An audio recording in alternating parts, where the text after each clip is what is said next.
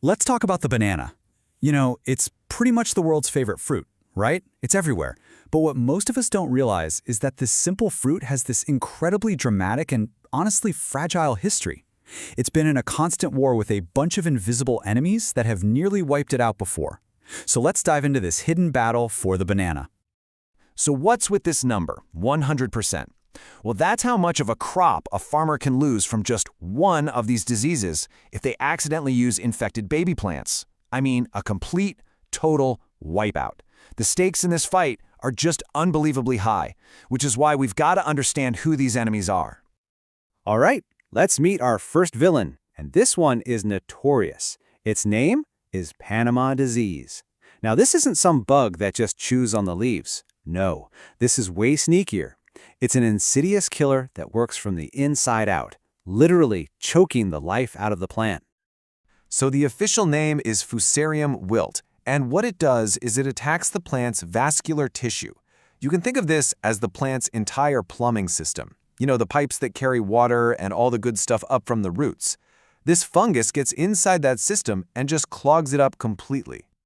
And believe me, this isn't some new threat. Panama disease has been public enemy #1 for over a century. It first blew up back in the 1890s, and by the 1950s and 60s, it had completely wiped out the Gros Michel banana. Now that was the banana everyone ate back then, the one our grandparents knew. It was actually sweeter, bigger, and had a tougher peel. Panama disease literally erased it from the commercial world, forcing the whole industry to switch to the banana we all eat today, the Cavendish. So how does it pull this off? Well, first, the fungal spores are incredibly tough. They can just hang out in the soil for decades, waiting. Then, they sneak into the plant through the roots, hitch a ride on the sap, and travel upwards. Finally, the fungus just multiplies like crazy, creating this dense mass that physically blocks up the plant's plumbing. The plant literally starves to death from the inside. From the outside, the first clue that something is terribly wrong is pretty subtle. The older leaves at the bottom of the plant start to turn yellow. And it's not just a little spot. The yellowing starts right at the edge of the leaf and just creeps its way inward. As the disease takes over, the plant's whole structure starts to fail. Those dying leaves, they just can't hold their own weight anymore. They snap right at the base and hang down, creating this really distinct, kind of tragic-looking skirt of dead leaves around the plant's stem. The impact is just devastating. Even in what you'd call a mild outbreak, farmers are looking at an average yield loss of 20 to 80%. That's not just a little problem. For a lot of these places, it's a full-blown economic catastrophe.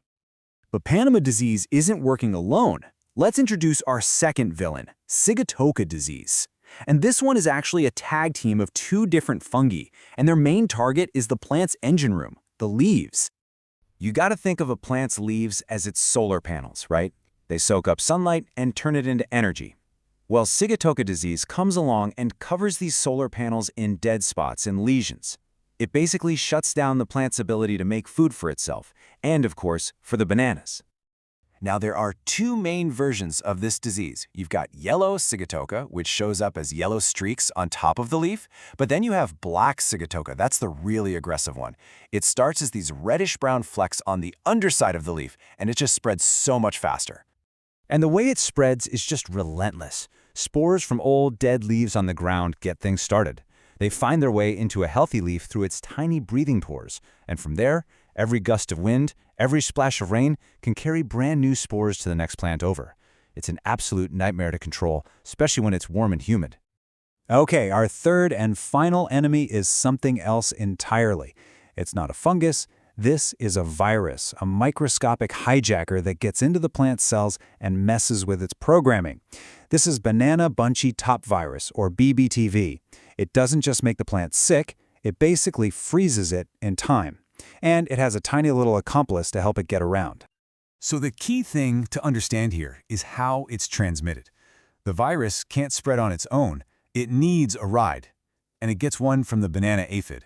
This tiny little insect feeds on a sick plant, picks up the virus, and then carries it right over to the next healthy plant it lands on.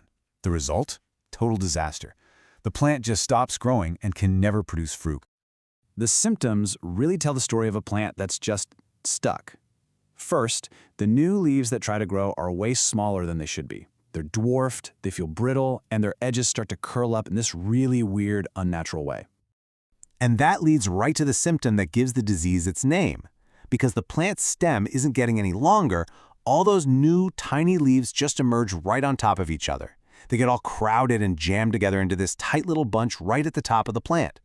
And then the final stage is just a complete shutdown. The plant is frozen, it's not getting any taller, and it is never going to make a bunch of bananas.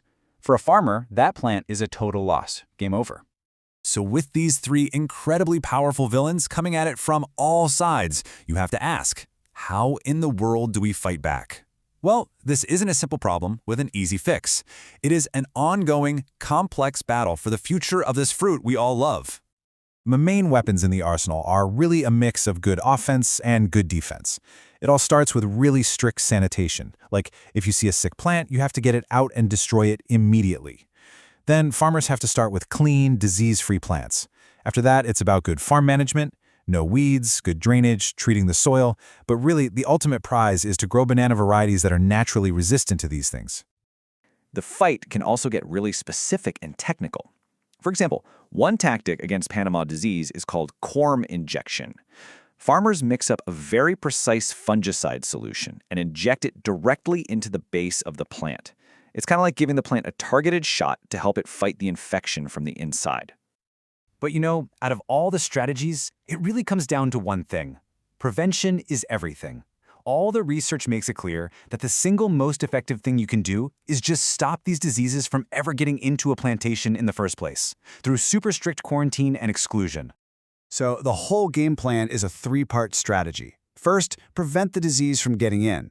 Second, if it does sneak past your defenses, you have to detect it as early as humanly possible. And third, once you find it, you have to respond with overwhelming force to wipe it out before it can spread. It is a constant, round-the-clock battle.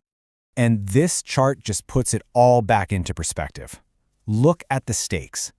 Panama disease can cause up to 80% yield loss. Sigatoka absolutely tanks the harvest. And bunchy top, that can lead to a 100% loss. These aren't just minor problems, these are truly existential threats. Which, of course, brings us to that big final question. The Cavendish banana, the one in all of our kitchens, was only chosen because it was resistant to the disease that killed off the Gros Michel. But these enemies, they evolve. There's a new, really aggressive strain of Panama disease out there now called Tropical Race 4, and our Cavendish banana has no natural defense against it. So, is the banana you eat today at risk of disappearing, just like the one before it? Well, the answer really depends on how we fight this constant, invisible war.